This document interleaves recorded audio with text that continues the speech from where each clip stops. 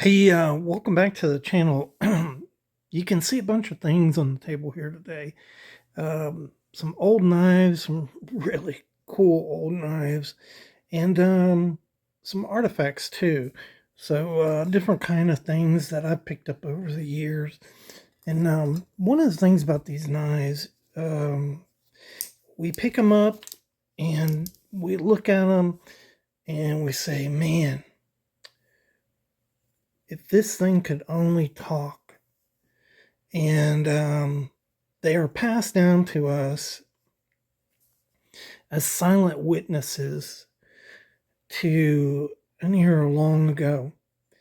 And we wonder who carried this, how did they use it, what kind of things has this knife been evolved in, and what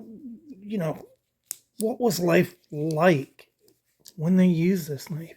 So this is a knife from the 1890s, and we wonder what that was like. So today we're going to feature these different artifacts. I'm going to talk about them a little bit, but the main, I'm going to let this book talk through time to you. It's a Sears and Roebuck catalog from 1897, and really it's a time capsule. It's going to transport us back to 1897 to know and see and feel what life was like during that time frame. A time frame, by the way, when Wyatt Earp was still alive. Many of the stories that are passed down to us, were framed in that era, 1870s, 1890s, the last of the Indian Wars, Jesse James, Tombstone, many others. And so it's going to be an interesting video. I hope you join me.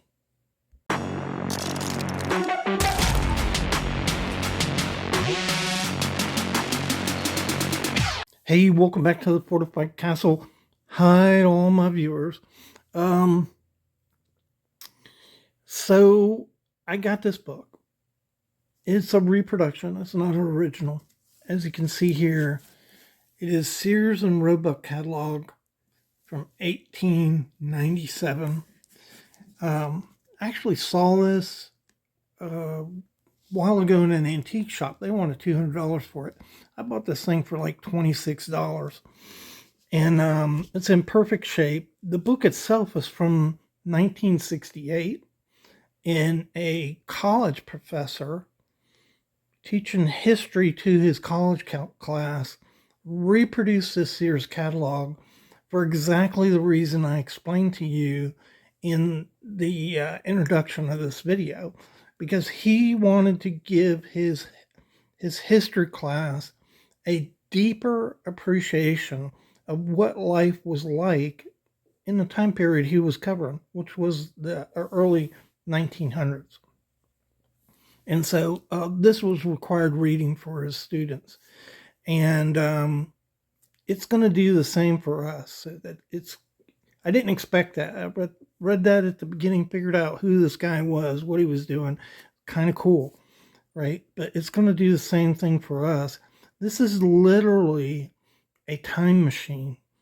And I hope you stick with this and step back into 1897 with me, so you can see what life was like, so you could see when we get these knives, the era and the time in which they came from, and you really will get a good sense of what life was like in 1897 by just looking at this book. It's going to be interesting. It's going to be fascinating. It's also going to be funny and disturbing. So that's part of history, okay? So let's get into this. So first off, a lot of you are not going to know who Sears and Roebuck are. That's kind of sad. Sears and Roebuck was a mainstream in America throughout the 20th century and into the new millennium. It's greatly diminished, though, because of the internet. But for over 100 years, Sears and Roebuck was one of the most important companies in America. And it's a way that many, many Americans um, bought things. Okay. So before the internet, before department stores, before all of this stuff was mail order, Sears and Roebuck, and that's what they did. This catalog, put out in 1897, had 770 pages. So very few books were equivalent to the size of this book right here.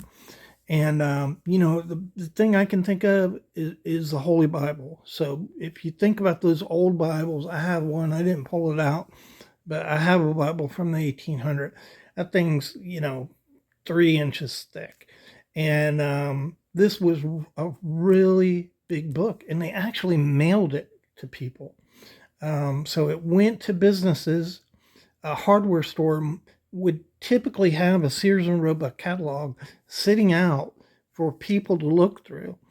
These shops were often, if it was an 8x8 shop, it was big. Okay, so oftentimes they were smaller than 8 square feet. So they could only have so many things that they thought, people could use handy. And these are, what do you think that is? It's not scissors, but this is shears. So these are sheep shears, and this is some of the things you might have gone to the hardware store to order. Hardware stores may have had some of these on hand, but a lot of the things that were available, they ordered through catalogs like this. And not only that, but these were directly sent to people. There's over 6,000 items in this thing. When I grew up, I had one of these catalogs sitting in the living room, and my stepmother ordered patterns, for instance, and so she ordered patterns for clothes, all kinds of different stuff, right? All kinds of different stuff people ordered and got through the mail that they could not access locally in small shops. And so it was decades. It was the 1950s, really, before department stores started really, really getting big. So they're earlier. Macy's dates back to the early 1900s. The early department stores were really for the rich, but later, companies like Gamble's, Sears, Woolworths, many others developed department stores for mainstream America. But before that, you had mail order. And guess what? After that, you had mail order. So this really didn't fade away until the internet, until about 2010. And then it's absolutely putting department stores out of business. But so this was an essential part of American life for a very long time. So this is the first part of the catalog, and back in the turn of the century, of the 20th century, back in the early 1900s, also back into the 1800s, businesses would spend a lot of capital on telling you who they are, because you're approaching people who don't know who you are. They haven't met you. Are you a crook? Are you a swindler? Are you a fraud? And so when you look at old catalogs, for instance, a lot of pages are devoted to telling you about the company, how great the company is, how solid the company is, how respectable the company is. And that is the case with this Sears catalog right here. And so it starts out talking about how they can assure you that they're legitimate. And this goes to kind of great esteems. So this is a letter from the banks. What our bankers say. And so this is a letter that was produced from their bank and put into this catalog And basically what this is saying is these are respectable people, and they want you to know that so that you have confidence to send them money for a product that they're going to send to you. In this statement, it tells you that they had $150,000 worth of capital. And so today, even if you're a college student, I think you realize $150,000 is not that much money today. We'd all love to have that, but it's not a lot of money. But back in 1897, $150,000 of capital, and what they're talking about is cash available on hand to be successful, to pay wages, to pay for mail, to pay for other things, incidentals, transportation. They want you to know that they're financially sound, and it doesn't sound like a lot. But what that equates to today, $150,000 today, to have an equivalent amount of that money would be $5,854,987.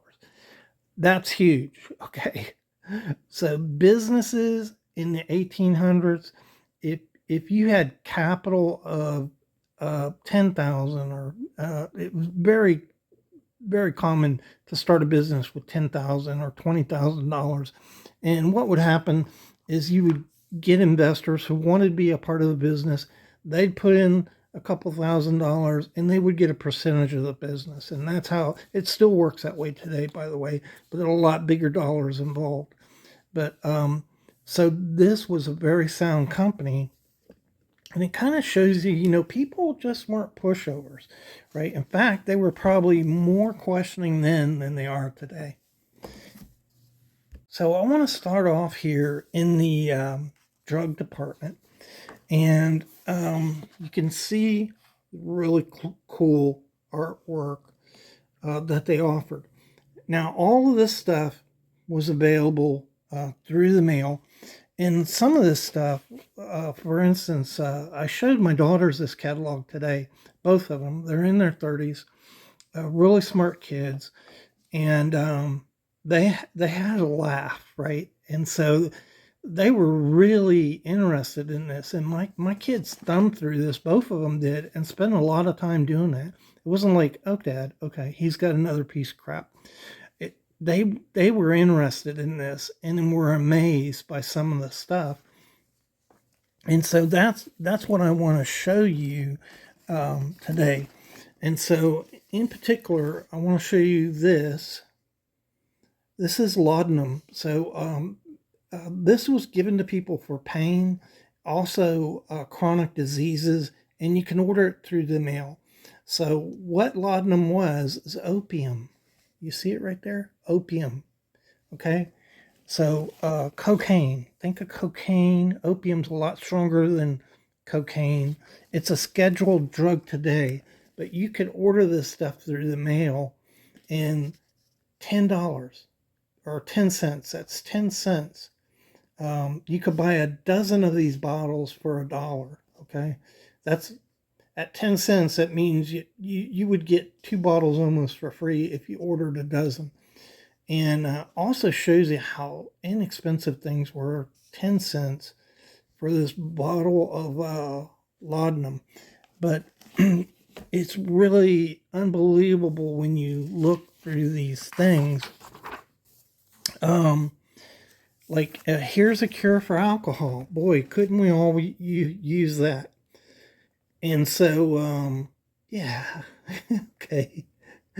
There's no cure for alcohol. You gotta stop drinking. And for a lot of people, that's really hard to do. Here's some nerve and brain pills to give you just great function. Here's, I'm sorry, this is for rheumatic cure. So if you read through this, basically what they're talking about is rheumatism. So basically that's an arthritic condition. Sometimes you'll see people with gnarled up fingers like this. Their joints get curled over and they can no longer actually move their fingers, but it can affect your other joints too. That's what they're talking about here. And they're saying this will cure it.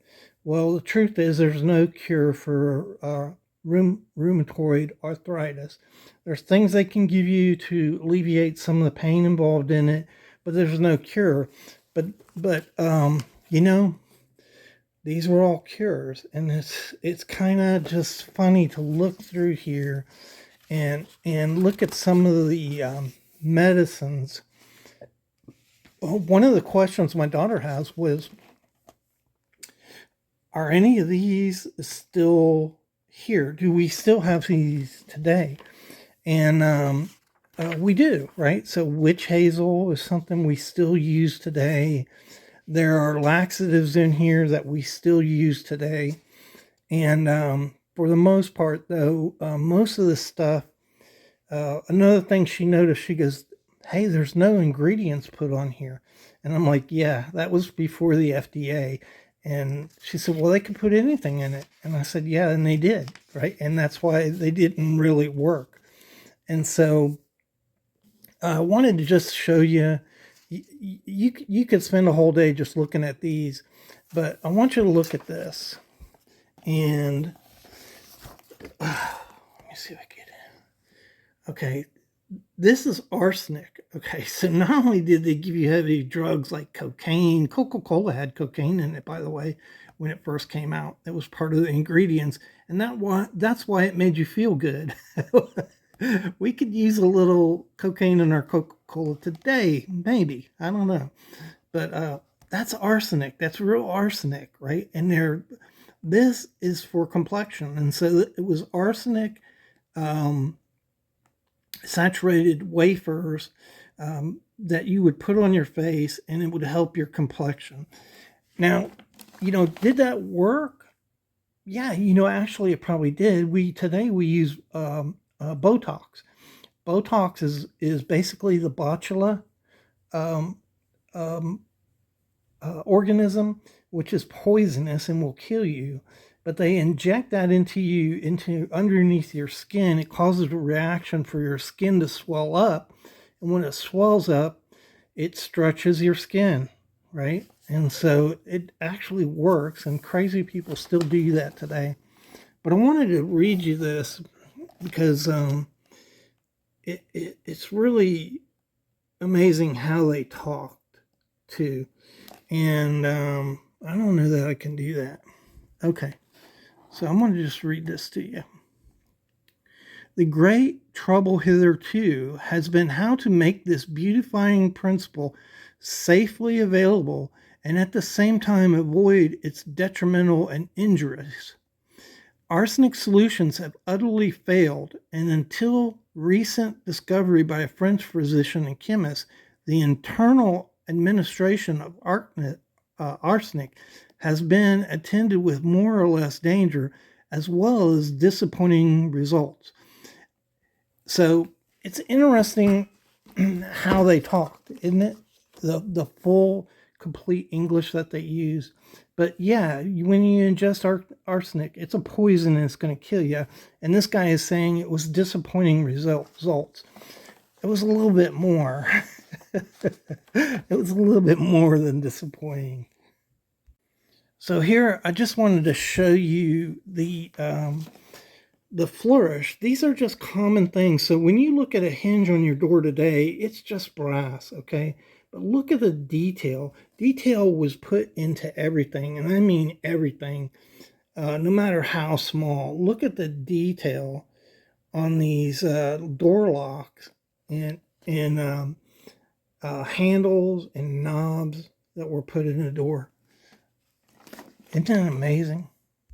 All right, so we're knife addicts, right? And we're gonna look at that a little. Now this is a big catalog, so there's not a whole lot of knives here. There's some kitchen knives. Here you have some butcher knives. You have it over here. So Sears and Roebuck actually had smaller catalogs, greatly increased in individual items. So all these different categories I show you, like drugs or hardware or clothes, all came with different catalogs. But I just wanted to show you, when you look down here, almost every knife you see is a jackknife. And I just did a video about 6 weeks ago on jackknives and told you that this was the most popular knife, and what you see most in catalogs, in the knife catalogs, and then came other knives. But so look here. This is 1897, and look at the price on that. So that is 20 cents. Like my daughter said, "You mean it was $20?" And I'm like, "No, that was 20 cents." And so one of the things she was looking at was a train ticket, right? So they sold train tickets, and it was 80. And she said, "You mean it was $80?" And I'm like, "No, honey, that's 80 cents." So things were a lot cheaper. And that's the thing about these catalogs, these old catalogs. You can really pull out a lot if you really look at it. And so that's what I do so that you don't have to. I research this stuff. And when I tell you that jackknives were probably the most common knife, that's based upon what you see in catalogs. It's not like it was the only knife. These are more expensive and bigger knives. You can see we're up to 40 cents here. And the most expensive ones, of course, are the pen knives. These are pretty cheap. But what I wanted to show you is these are lady knives, okay? So these are really small knives. And what I figured out, not only from this catalog, but through a lot of catalogs, is when I got knives like these, really, really tiny knives, and I'm like, did men really use these, right? Maybe, right? Maybe. But really what these were is for ladies, and that's why they're so small. And when you look at this one right here, it's a multi-blade knife, and it has this hook right here. And these were used to help ladies put their shoes on, and look at this tank stamp. Isn't that cool? And also gloves. And so you'll see some of those later on in the video. But they put them through the buttonhole, grab the button, and then pull it back through the buttonhole because they were leather. And so they got stiff. They were hard to button.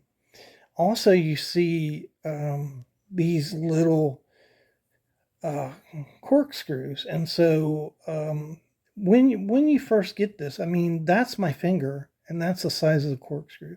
Do you really believe they opened wine bottles with this corkscrew? If you've ever tried to open a wine bottle, yeah, that's not really going to work, okay? And that's not what these were for. Back to the medicine section, everything came in natural form. So glass, wood, metal is what they used. There were no plastics. And you can see here, this is a cork bottle, okay? So there was no bottle cap on here. This is a cork bottle, and a relatively small bottle. I'll show you in comparison to the knife. And what these little things were for was to open up little bottles, perfume bottles, medicine bottles, extracts that they used to cook with. And these are you can see the dirt. I haven't cleaned these up, but these are finds, when I was out metal detecting, finding these old bottles. This one doesn't even have anything on it. But yeah, that's what these little things were. They were for little tiny corks, not the big corks and big bottles and stuff like that. And that's another thing that you can learn through going through these books. And, these were not men's knives. Could a man use it? Could he put it on his keychain? Yeah. Mainly women use these knives. And that's one of the things that comes out from looking at this. You could see those little tiny knives, and the sizes are in here. The little tiny knives would have been used by when Then they have the men's penknives. Men's penknives tended to be more like over 3 inches. Okay, so this is a bigger penknife by Robeson. It's a swell center balloon and whittler, really fantastic knife that dates back to 1910, and they came in these cameos. Okay, so this is a type of deer skin that originally was made in France, and it very supple, right? So very, very soft and flexible. And this right here dates back to pre-1940. I'm not sure when, but people would buy these knives, and they would put them in these little containers. Sometimes they were leather, and you can see that right there. Okay, knife pockets is what they called them, and these were actually leather ones that they were selling. But there's a lot of different kinds. After a while, this cameo was replaced by lambskin. So the cameos were I'm saying that wrong. I'll put it up there on edit, but it's chamois, CHOMOYS, I think. Yeah, I'll put it up there on edit. But it was a deer species skin, and then they went to something a little less expensive, and this is just lambskin here. But this is actually, sold by Robeson, and if you bought a razor from Robeson, it came with this little packet right here. So people, they really took care of things when they got them because money was tight. Money was tight. I just wanted to show you this. Again, if you look at this, you can see the incredible detail, the flourishes down here that they put into anything. But what this is a gasoline stove. So I saw this and I was like, yeah, that went over really good. I'm sure it did. But they also have some oil stoves. These are some of the first stoves ever produced. You can see it right there. It's just a stove that worked off of oil. Very basic, a lot like our camping stoves are today. And you can see a little more fancy one right there. And that kind of looks like a barbecue grill. If you look at it, we use propane and put them in little things like that today. But back then, a stove inside your house was revolutionary. So I just wanted to show you, these are some men's styles here from 1897. These would have been businessmen. And then lesser still would have been clothes like this for maybe a store owner or something like that. And you see right there the different stuff. $2.98 for a suit. Oh my gosh. Here is some children's. Can you imagine? Can you imagine as a child wearing something like that? I went around half naked all the time. I didn't wear my shoes. My shirt was off. I was born in Miami, Florida. But you see there, he's got his little pocket watch chain. There's a little baseball outfit. Because you got to have a little outfit to play baseball. And let's see what else we got here. I don't want to get there yet. Look at the shoes, these witches' shoes. And you see all those laces, and some of them are buttoned. And that's why they use those little hooks on the knives. Button hooks is what they're called. So these are trunks. I actually have one of these trunks from the 1890s. I think it's from the 1880s is when I dated it. But I'll do a video on that sometime. But these are quite large, like this table, like a coffee table. And when you look at these, one time I heard somebody say, did people really use these things, and why? Why do they use these things? So a trip from New York City to Miami by train could take between 2 and 5 days because of problems you found on the track, weather, and other associated problems. But it could also take a lot longer than 2 to 5 days. That's just the average train ride. If you were going by carriage, okay, you couldn't afford a train, or you just didn't like the idea of a train. A carriage would average 10 to 25 miles a day, and about as far as you can walk in a day's time, actually. And so, if you think about the distance between New York City and Miami, um, it could take you a long time. It could take you 6 weeks or more. And on the way, oftentimes the bridges were just wood bridges. During a flood, it'd get swept away. They'd have to build the bridge again. In the meantime, you're stuck. And so while you're waiting for the road to be repaired, the bridge to be restored, you would just be sitting. And so they carried these big trunks with a lot of clothes and everything they needed. If you were going from New York City to, say, LA, cross continent, it could take you 2 to 4 months to go from the East Coast to the West Coast. Now, it's quite a bit quicker by train. But again, maybe you couldn't afford a train, or maybe you didn't want to take the train. You didn't like it. You had motion sickness. And so people will take horseback or carriage to go cross country 2 to 4 months. So I went from New York City to San Diego in my semi, which is governed. I can't go as fast as other people, right? I went in my semi, and I was quite proud to have done that in 46 hours, going cross country in a semi that was governed at 60 miles an hour during the winter. So, basically a week to get from one coast to the other in a semi. Now, a car can do it a lot quicker. A car will do it in 3 days, but in a semi, you can't go that speed. But back in the 1890s, it could take you half a year to get someplace.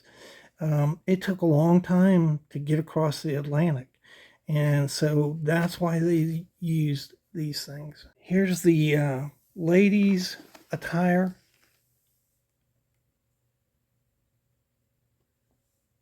Really, really crazy, isn't it? And we'll look at some pens now. So, this is a section on pens here. And what you're going to see is nothing like this Papermate right here, which we're used to and we take advantage of. But back in the day, they were wood and metal, and here's the tip on there. And you would have to use ink, and you used an ink well. So this is an ink well from the turn of the century. It's gold plated, it's hinged, and there it is right there. And this is not tremendously expensive because this is just glass, so it's crystal glass. And not a really expensive one, but it does have gold plating on it. So I guess it's up above what you normally might access to use. You could see the different type of tips that they offered, and then some pens here, and then I don't know, later on, let's see, somewhere in here it shows expensive pens, but I have one. And so this was a more expensive pen right here. It's plated in gold and has mother of pearl right there. Beautiful mother of pearl sculpted. You see the beautiful sculpting. And again, just everything was sculpted. Everything flourished. So much effort put into a product. And today it's like, how cheap can I make it? but you would have dipped this into the ink, and then you would write, and then have to dip it into the ink again. And of course, people spilled the ink. So here's pocket watches. Okay, we didn't have Timexes back then, and this is the kind of pocket watch you would have. This is rose gold. It's a beautiful pocket watch from the late 1800s. And you just see, look at the detail in this pocket watch. It's crazy.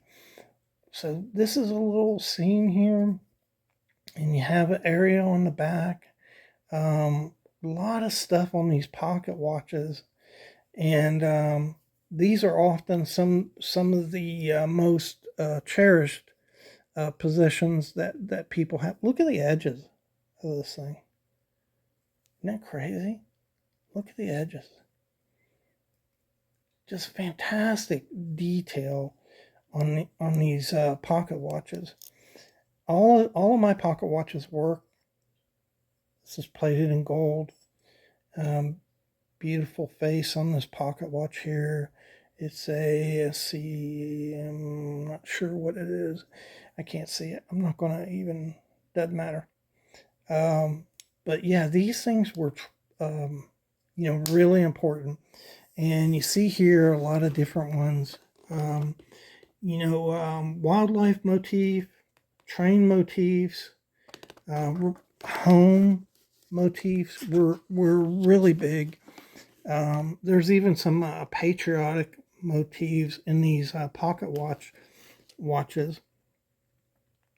And they would have put a chain on these pocket watches, and they would be attached to knives, right? And so the other part of that would have been what we call fob knives. And so they used the knife to grab and pull the pocket watch out. But they also used the knife, for knife things, for cutting. So that's pretty cool.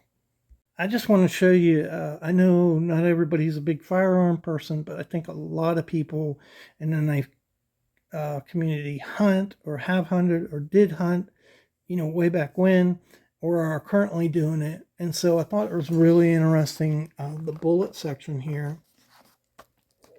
And when you look at these bullets, so these are centerfire. That's a centerfire 44 flat and a 38 long. What's missing here is from a 38 special. You don't see that. And these are primered cartridges. You can see the primer on the end. But as you look at this, you'll probably say, I've never seen these. Most of these rounds, are not around currently in production. Even the 22s are different. You see 32 short, 32 long, Winchester 22. Just interesting looking at all these different rounds that really aren't around anymore. They're not. We don't have them, right? We have totally different rounds. The 4570. That's a round that's kind of making a comeback. People like, but that was a beast of a round. And then your shotguns. So inside here you'll find a lot of black powder, right? So you did have shotgun shells, primered shotgun shells, but there's an awful lot of black powder stuff in this book, because that was still a big thing in the 1900s. Cartridge has been around since the 1870s, but here are some of the guns. And here's a really crazy thing. So if you wanted this gun, you could order it for $13.75 right there, and it would come to you in the mail. How about that? That's the way the country was for hundreds of years. And so when people freak out about firearms, it's like really important to realize, even in the 1950s, you could walk in a hardware store and buy a rifle.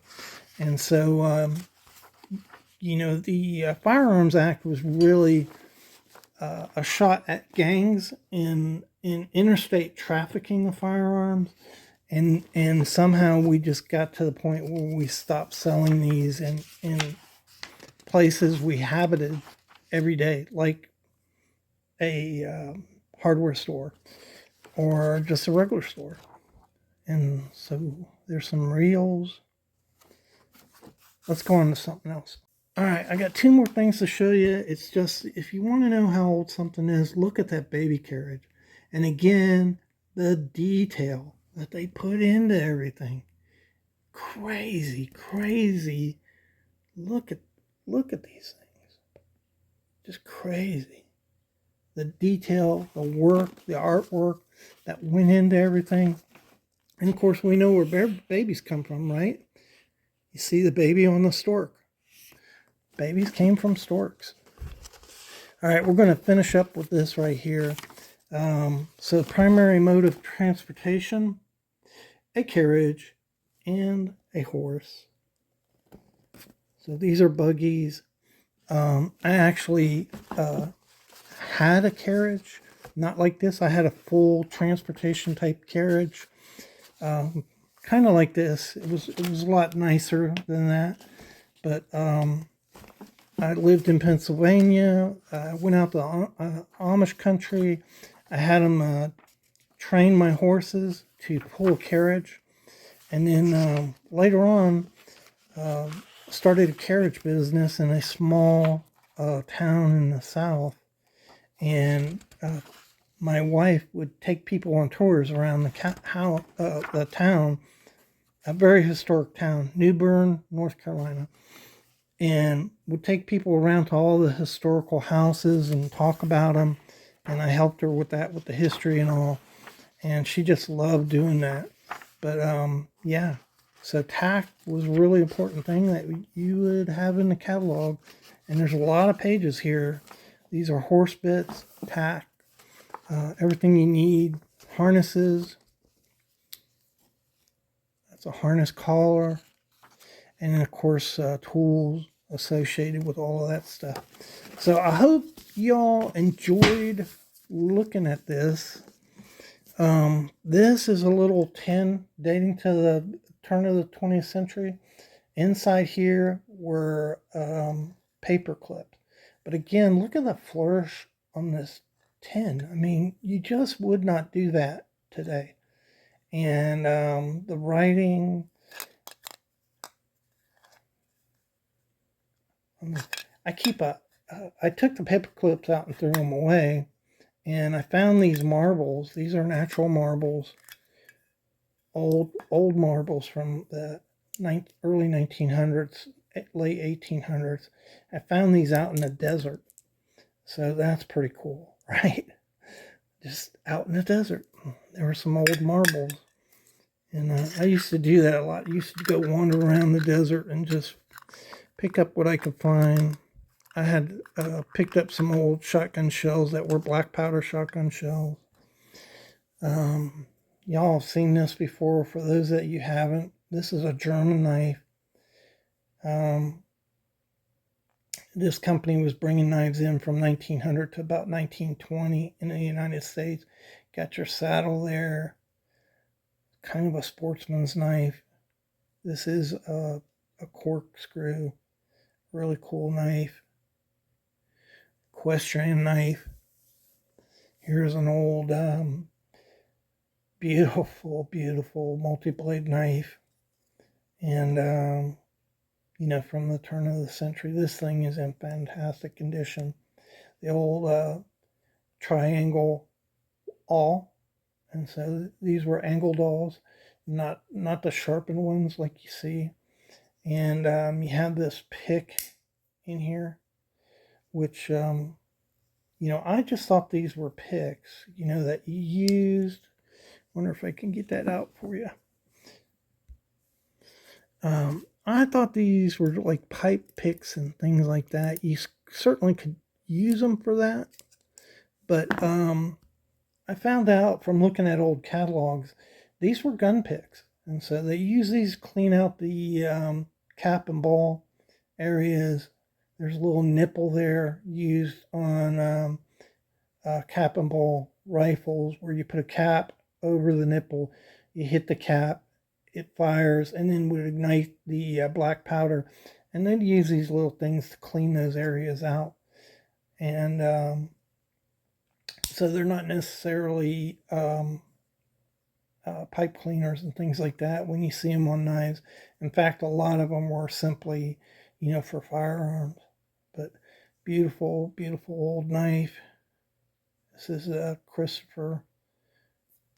Oh, come on. Doesn't want to snap in.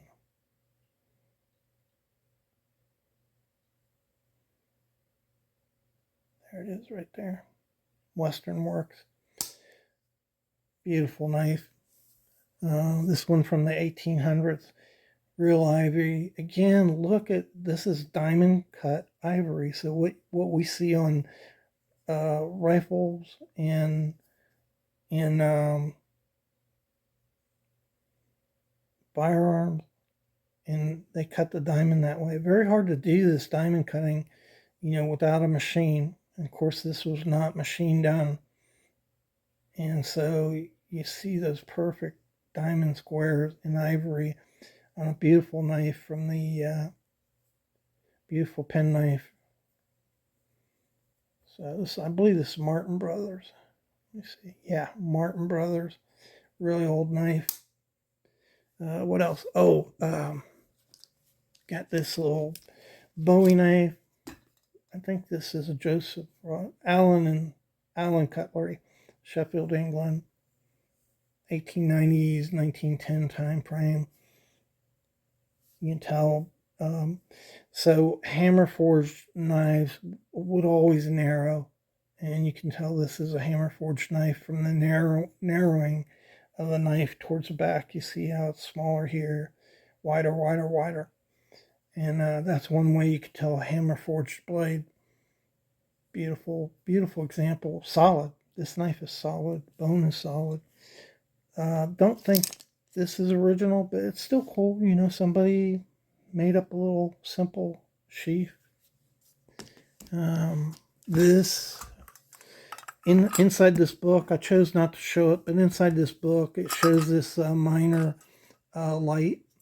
These were chemical lights. You put water up above, chemical in the bottom. The water would drip down.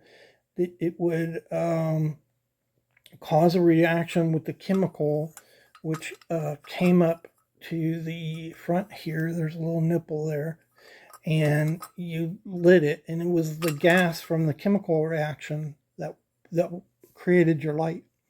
And these, they would stick on hats, helmets. And this one was actually in the camping section of the book. So, we need a flashlight, right? These were the initial flashlights, and also lanterns. So a lantern is a bigger version of this that usually ran off of oil or alcohol. And, they were bigger versions that you carried. But this gave you a directed light, and these lasted for a pretty good amount of time. This is your aperture adjustment for, would control the gas coming out. So you could control the intensity of the light. And this is where you put your water in right here. Right there. All brass. This unscrews so that you could put your chemical in this container right here.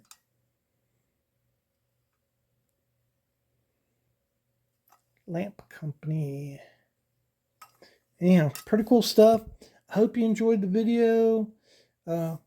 These are lamb shears. I think I told you that already. All right, guys. Thanks for checking it out. When you get a catalog like this, I've got another one, an old one that I got off my uncle, and they're incredible. You could spend hours looking through this catalog at different stuff. They'll also help you when you pick something up at the flea market and you don't know what the heck it is. You can look through the catalog, and a lot of times you'll find them in these catalogs. So good for you if you like to go to flea markets and pick up old stuff like I do. And again, it's getting long, so thanks, and I really appreciate you watching the video.